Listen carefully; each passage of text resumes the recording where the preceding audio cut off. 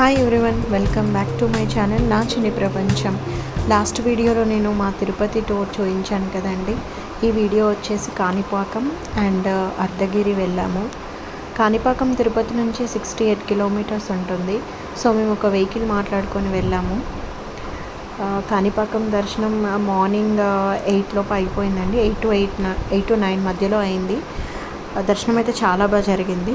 అక్కడి నుంచి వెళ్ళి అర్ధగిరి స్టార్ట్ అయ్యాము. అర్ధగిరి, అర్ధకోణ అని కూడా అంటారు. రామరావణుల యుద్ధం జరిగినప్పుడు లక్ష్మణుడు ఒక బాణం తగిలి మూర్చిపోతారట. అయితే ఆ సమయంలో సంజీవని మూలిక వాసన చూయిస్తే లేస్తారని చెప్తారంట.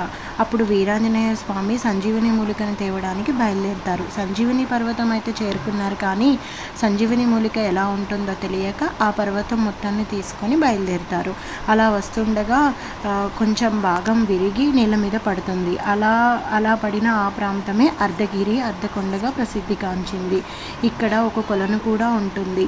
ఆ కొలనులోని నీళ్ళు సంజీవని మూలికలు పడడం వలన మంచి ఔషధంగా పనిచేస్తాయి. ఈ నీరు త్రాగితే దీర్ఘకాలిక వ్యాధులు నశిస్తాయని చరిత్రలో చెప్పబడ్డారు. అలా కాణిపాకం అర్ధగిరి దర్శనం ముగించుకొని మేము అరుణాచలం బయలుదేరాము. అరుణాచలం నా నెక్స్ట్ వీడియోలో పోస్ట్ చేస్తాను. ఈ వీడియో మీకు నచ్చితే లైక్ చేయండి, కామెంట్ చేయండి, షేర్ చేయండి. And please don't forget to subscribe my channel నా చిన్ని ప్రపంచం. Thank you for watching. Thank you everyone. Bye.